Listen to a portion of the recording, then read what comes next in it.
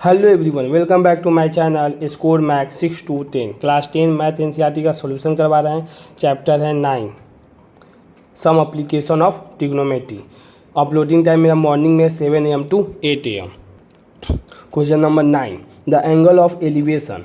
Elevation बताएं आपको कि जो नीचे से मतलब ग्राउंड से जब टॉप को देखते हैं उसी को कहते हैं एंगल ऑफ एलिवेशन।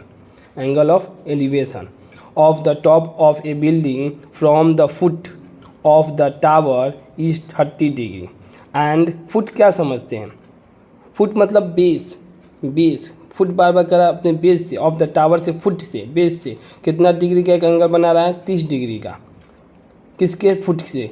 मतलब टावर का जो सबसे नीचे वाला जो फुट होता है जिस पर गड़ा रहता है टावर, उसके फुट से कितने डिग्री का, जिस बिल्डिंग को देख रहा है उससे कितने डिग्री का एंगल बना रहा है? 30 डिग्री का। The foot of the tower is 30 degree and the angle of elevation of the top of the tower from the foot of the building के फुट से अब देख रहा है टावर को, तो कितने डिग्री का एंगल बना रहा है? 60 डिग्री का।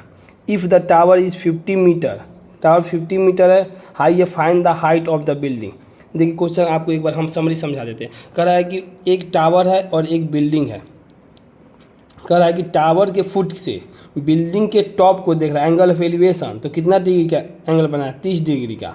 और यही बिल्डिंग के फुट से और टावर के टॉप को देख रहा है तो कितने डिग्री का एंगल बना रहा है? 60 डिग्री का। जिसमें कि हाइट ऑफ टावर कितना दिया है? 50 मीटर। तो पूछ रहा हाइट ऑफ बिल्डिंग बता दीजिए। तो देखिए क्या हम यहाँ पर लिख दिए हैं, लेट, क्या कि किसको बोर्ड के पर्पज़ से भी तो लिखना है। हम तो बता रहे थे, मान लीजिए थोड़ा सा आपको ट्रिक से, देखिए बोर्ड से पर्पज़ से आपको इस तरह लिखना हो। Let A B the building. A B क्या है? बिल्डिंग है। एंड सी और डी क्या है? टावर है। सी और डी क्या है? टावर है। तो in triangle C B D पहले क्या ले लेंगे? देखिए सी बी डी ये ट्रायंगल सी बी डी, इसमें सबसे इंपॉर्टेंट है डायग्राम बनाना। उसके बाद क्वेश्चन तो ईजी है। सी बी डी ले लिए, तो सी बी डी में क्या है? पहला एंगल 60 डिग्री है, तो tan 60 डिग्री। तो tan थीटा का फॉर्मूला क्यों क्या होता है? P by B. ये tan किस लिए लिए? क्यों? क्योंकि हमको निकालना है बिल्डिंग। तो P और B क्या, एक तो गिवन दिया हुआ है P, अब B निकालना है, एक एंगल दिया हुआ है। तो इससे हम बेस निकालेंगे। जैसे ही इससे बेस निकालेंगे इसकी वजह से इसका परपेंडिकुलर निकाल देंगे।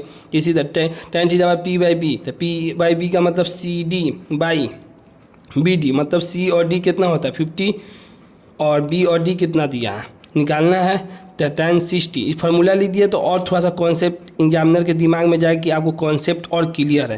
क्योंकि फार्मूला क्या बताता है कि आपको टी रेशियो का फार्मूला पता है, P बाई बी होता है। ठीक, अब देखिए यहाँ पर ये पता चला कि आप रटे नहीं हैं। यहाँ पर क्या हुआ है, आप अपने समझ से बनाए हुए हैं इस क्वेश्चन को। तो tan 60 डिग्री का वैल्यू रूट 3 और सी डी का वैल्यू कितना दिया? 50 बाई बी डी का वैल्यू निकालना है तो 50 बाई रूट 3 रेशनलाइज कर देंगे तो कितना आ जाएगा? 50 रूट बाई में 3।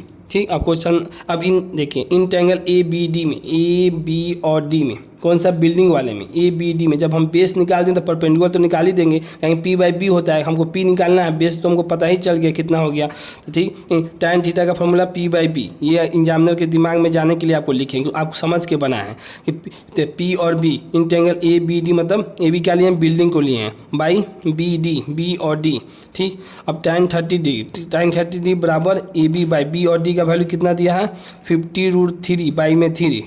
अब बाई में ऊपर कर दिए, 3 में न्यूमरेटर में। तो अब देखिए tan 30 डिग्री का वैल्यू कितना होता है? 1 बाई रूट 3 बाई में A B by 50 root 3 by में 3। तो रूट 3 से रूट 3 कट गया तो कितना बचा? ए बी का वैल्यू कितना गया? 50 बाई 3। मतलब इसको फ्रैक्शन में लिखते हैं, इसको मिक्स फ्रैक्शन बोलते हैं। मिक्स फ्रैक्शन में वैल्यू आ गया 62 बाई 3। यही आपका क्या हो गया? बिल्डिंग का हाइट का वैल्यू हो गया 62 बाई 3। यही हो गया आपका आंसर, क्वेश्चन नंबर 9 का सॉल्यूशन। अगर आपको वीडियो पसंद आई हो तो इसे लाइक करें, अपने दोस्तों के साथ शेयर करें, चैनल को सब्सक्राइब भी करें। Thank you so much.